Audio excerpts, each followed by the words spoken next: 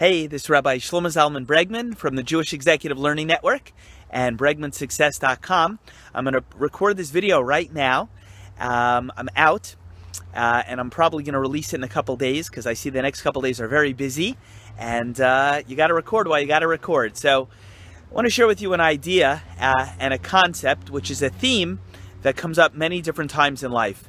I sometimes say in videos or in one-on-one interactions with people that the problem that we think we have, it's not really the problem we think we have. Or something we think is a problem, it's not really a problem at all. It could actually be a plus. You just have to understand it with wisdom. I always try to take my Torah knowledge and leverage Jewish wisdom and things I've learned over the years to give you as much benefit, pleasure, success, and happiness as possible. That's a function of my YouTube channel, and I like to think that's a big function of my life. So I want to share with you an idea and a concept.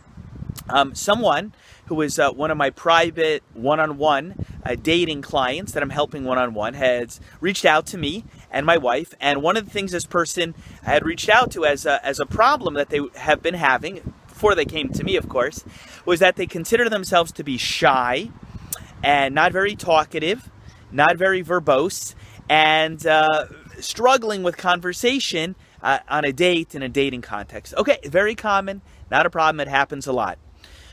Well, I'll explain why it's not a problem. So obviously you have to help a person work through it, build up their confidence, what to say, a lot of things you could do. But one of the things I explained to the person is that it's not necessarily a problem. The person says, why? I said, because, men, almost all of the ones that I know, love to talk about themselves. Now, if you're dealing with a person who's completely shy, this is not going to work. But if you're dealing with somebody who likes to talk, most men find themselves fascinating. Most people think they're fascinating. So the person says to me, he goes, no, men find women fascinating, not themselves. I said, no, they might find women fascinating, but that's number two. They find themselves to be even more interesting. Of course, they need a woman, they're looking for one, but they're more interested in themselves than anything else. So I said to the person, you think that you're walking around like with a social handicap, that you find it hard to talk. Person's like, yeah, kind of. I said, I understand that, but what I'm going to do is introduce you to people who are more social, more chatty, think they have more what to say, and people that are a little bit more interested in themselves, which is not a bad thing. If you're not interested in you, who's going to be interested in you? Okay, so it's not a problem. Okay, so I said to this person, if you just ask enough open-ended questions that'll get the person to speak about themselves, they're going to really like you. They're going to be happy to talk during the date about themselves and talk and talk and talk. And they're going to go home thinking that your date was amazing. So the person's like, it can't be. I just think they're going to be like, the person didn't like me, the person was bored with me, the person wasn't so interested. I said, no. If they could go out with two people and if this is a person who likes to talk about himself and he's interested in himself, if he can go out with you or somebody who's a motor mouth and just going to talk, and he's not going to be able to get in a word edgewise, you are the one that he's going to find more fascinating. Person's like, really? You're opening up my mind. I always thought that I have a problem. I said, no, you don't have a problem. You just have a nature that has to be understood with what we call in Hebrew chachma, with wisdom, and it just has to be channeled and directed for your benefit. And then you just have to be put in circumstances or places or situations where you're going to shine. One thing that I do know that the Torah says very clearly is that almost anything in life, any trait or any quality, it's not good or bad, it's not evil, it's not positive, it depends on how you use it. Even a trait, which is ostensibly a good trait, a positive trait, a great quality that we would think is a good trait. It could be generosity, it could be kindness, it could be abused, it could be taken in the wrong way. Almost everything is not good or bad, it's how you use it. If you understand that you're not so talkative, that's not a problem. It's not going to stop you from getting married. In the last 6,000 years since God created the world, there are billions of people who got married who were less chatty and talkative than you, man or woman. So you just have to understand it and reference it and frame it in a way that you could view it as a positive, where it could be constructive, and it'll work. Now, obviously, if you're going out with a person who's as quiet as a mouse, not my type, but totally quiet and that person's praying to deal with a chatty lady on a date, it's not going to work for you. But the concept I'm trying to say right now, it's not about talking versus not. It's that it takes wisdom, and you have to get around wisdom, get around smart people and understanding people. If not me, if you think of me as being such person, get around those kind of people who can help you basically take what you've got, maximize it, and leverage it to the hilt. That's when you really start to have breakthroughs in life and become successful and get the things you want. Take what you are and polish it and become the best version of yourself you can. I'll tell you something just off the cuff here. My left hand, my selfie hand, is getting tired, so that means it's time for me to wrap up the video, you know? When I was a kid, I wanted to be a baseball player. I mean, like a real baseball player. I don't just mean play in the backyard, like a real Major League Baseball player. And I went to a lot of camps, and to some degree I was scouted or recruited. I played with a lot in the summers and whatnot with minor league baseball players. Even when I was a teenager, people in the minors, good stuff. And I stopped for a bunch of different reasons. I became observant and I lost interest.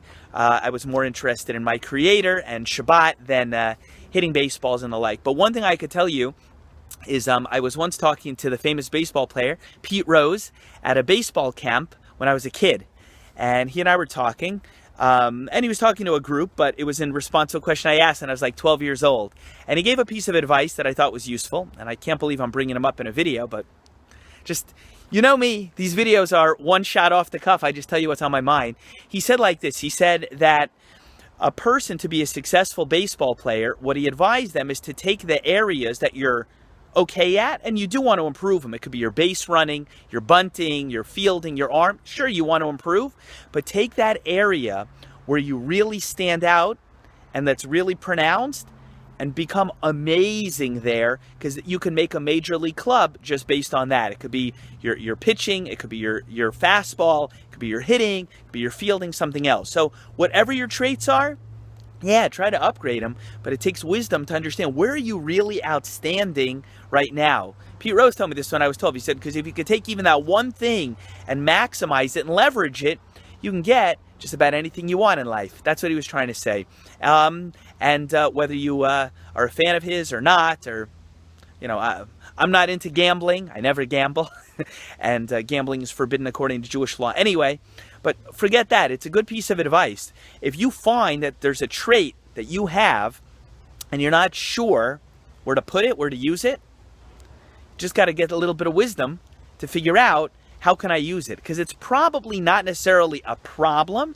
It just has to be put in the right setting. You know what I'm really trying to say, I realize, as the video's been going on for a while? I figured out really what I want to say. And I talk about this in short and sweet on the Parsha, so I'll just leave you with this. Each of us was created by God kind of like a diamond. God made us like a diamond. You hear what I'm saying? Like mamish, literally, in Hebrew say mamish, literally, a diamond. You're a diamond. But every diamond needs the right setting in order to look beautiful or to look its best. Okay, so now that's really what I'm trying to say.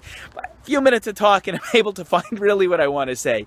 So that's what you need. You need wisdom, and get around people of wisdom who can help you understand you and figure out where you're a diamond and how to place you in the right setting so you could shine and look your best. Socially, in dating, all circumstances in life. Anyway, this is some of the conversation and the concept that I was giving over to my one-on-one client that I'm working with in dating.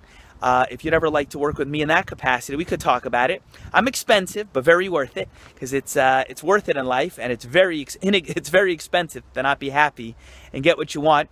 This is Rabbi Shlomo Zalman Bregman of the Jewish Executive Learning Network and BregmanSuccess.com.